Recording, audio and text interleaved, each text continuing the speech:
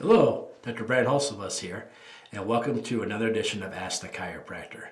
Ask the Chiropractor is my little podcast that I do when someone has a question about chiropractic or chiropractic care. I try to answer. I'm a chiropractor here in Rockford, Illinois. I'm a proud graduate of Palmer College of Chiropractic, and I'm happy to be the team chiropractor of the Rockford Ice Hogs. Let's dive into it.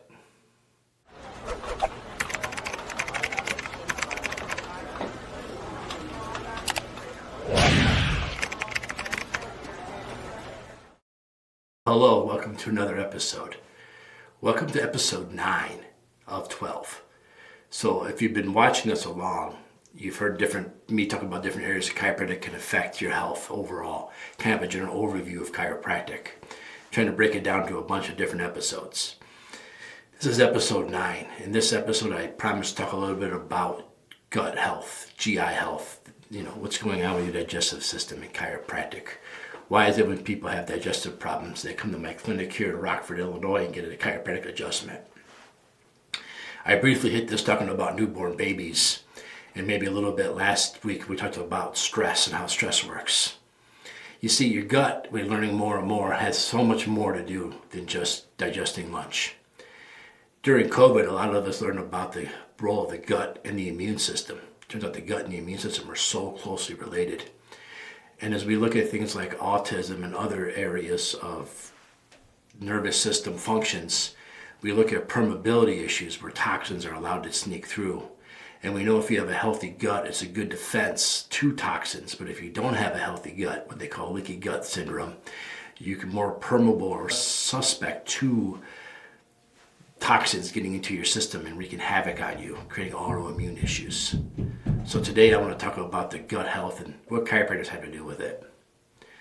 I'm going to focus on a couple areas of your spine. I'm going to start off talking about T6. This is the one that my father used to discuss every Monday night. Every Monday night my dad did a healthcare class here to teach people about chiropractic. He didn't have social media where you could do videos or podcasts.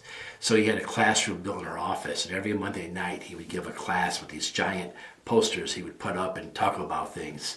I know when I first got here, I'm like, Dad, let's do a PowerPoint instead. It's a little more up to date. And he really knew those posters pretty good, but he did do a PowerPoint. He actually worked with Palmer College to take his slides that he did, the paper slides, and turn it into an actual presentation. So he had switched over to that, but he did this Monday night forever. Today we use channels like this to do the exact same thing my father always did. And he always talked about heartburn, indigestion. See, between your shoulders you have a vertebrae called your 6th thoracic vertebrae, T6. And T6 has nerves that come out, most of us, that go directly to our stomach. And when we eat something, our stomach knows exactly how much acid to make, because we've had it before, and our brain learns what we're eating and knows how to digest it. So it goes in your mouth, the nerve in your mouth sense what you're eating, tells the brain, hey, we're having a ham and cheese sandwich. And the brain says, oh, we've had that before. And it sends a signal down your spine to T6, and T6 goes to your stomach and controls how much stomach acid you make. This is why the first time you eat something you might get an upset stomach, because your body doesn't really know what to do with it yet. But the more times you eat it, the easier it is to digest. So the signal goes from our mouth to our brain down our spinal cord to the stomach. If you have a subluxation at T6, meaning that the T6 vertebrae is under stress or misaligned, and it's telling the body something's wrong here, so it locks it up to protect it. And there's chemicals that get released that tell those muscles to lock up and keep it protected so it doesn't get any more messed up. And those chemicals hit the muscles around there, lock it up, make it tight. That's where you get that pain between your shoulder blades. But those chemicals also go down the nerve root into the stomach and tell the stomach we're under stress. Now, a stomach under stress has to respond one way and only one way, maybe two ways. One, it can either expel everything in your stomach and you vomit. You ever been really stressed out and felt nauseous? You know what I'm talking about then. The other thing it'll do is it'll overproduce stomach acid. If it doesn't know how much to make, it'll make too much. If you were living in the wild and you didn't make enough stomach acid, the food would always come back up and eventually you'd starve to death. So as a fail-proof mechanism, it's better to make too much and not make enough. And you overproduce the stomach acid, and that results in heartburn, indigestion. Now there's heartburn you get because your health is bad, and there's heartburn you get because you eat bad. This doesn't affect the one that I eat bad. If I saw these cheeseburgers with donuts for the bun, with bacon and all kinds of sloppy stuff on them. If you eat, that's heartburn you earned. Your body says, what are you eating? And it gets really mad at you. But if you're getting heartburn and other things like GERD and stuff like that, you don't really know why because you're eating good. It could be because of a T6 subluxation. Now again, we don't have an adjustment for heartburn. We have an adjustment that fixes your T6, which helps the nerve flow to your stomach, which makes your stomach healthier. In return, the heartburn and indigestion should go away if that was the cause. Now, another area where people come to us a lot now is bowel issues. Constipation, irritable bowel. They come to see us all the time for this.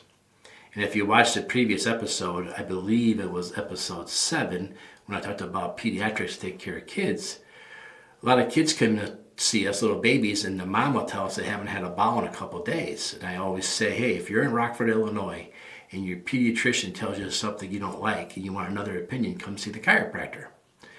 So moms will bring the little babies in and they'll tell us the baby hasn't had a bowel in 2 or 3 days, and I'll adjust the baby's hips and the baby instantly has a bowel. So let's talk about that. What's going on there? Even to have a bowel, it takes nerves. Nerves have to speed it up or slow it down. If you have a subluxation in where your thoracic spine, your lower ribs, and your upper lumbars come together, those directly innervate the small intestines and the colon.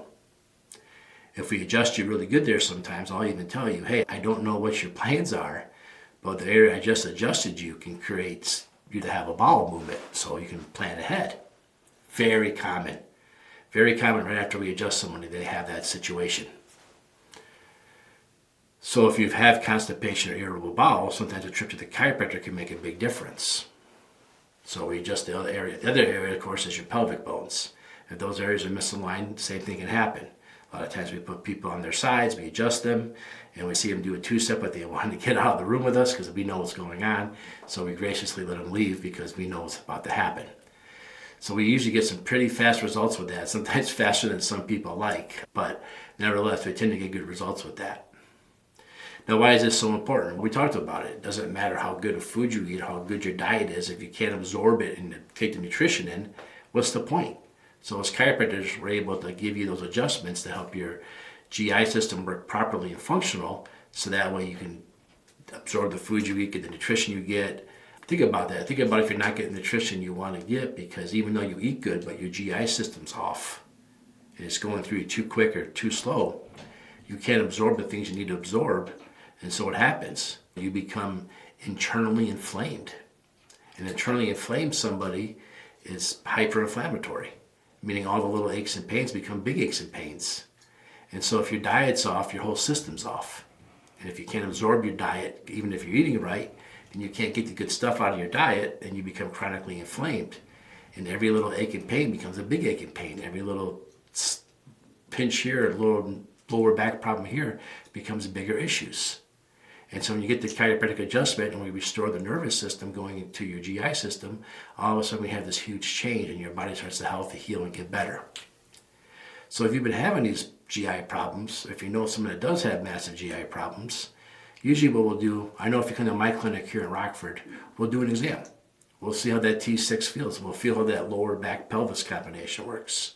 We'll have you lift a leg, twist this leg, bend and twist this way, bend and twist that way. We'll take some x-rays of your spine. It's always good to look under the hood and see what's going on. So we'll take some x-rays of your spine to see what's under the hood. We'll see what the misalignments are. And if we see these misalignments and we see these problems, a lot of times we can point them out to you and we can help you. Again, we don't treat these things. We treat the subluxation. By getting rid of the subluxation and improving the subluxation, we improve the nervous system function, and in turn the body starts to function better. And over time you heal and correct and you get healthier. Also, if you didn't hear me talk about kids with the constipation, go back and listen to episode 7. I dive in deeper, but if you have a little kid with bowel issues, please get them to come see us. It's so important with these kids because their nervous system's still developing and growing and maturing. And for them to be hyperinflamed during this process, it could be really, really detrimental. So please get those kids in right away. We can take big adjustments. So if you tried your probiotics, you tried your prebiotics, you tried your postbiotics, you've tried eating better, you tried changing your diet, you've tried doing different things, different GI specialists, you continue to struggle, come see a chiropractor. What do you got to lose? Again, the chiropractor should be able to show you through examinations and x-ray evaluations whether or not you'd be a candidate. So if these are issues you're having, go see a chiropractor. Now remember, you can ask a GI specialist, you can ask your family doctor if you should go see a chiropractor for these things, but they're not educated on what chiropractors do or how chiropractic could help. So asking them, you're probably going to get a don't go there, or I wouldn't do that if I was you, because they just don't know. So only person qualified to answer that question is a chiropractor.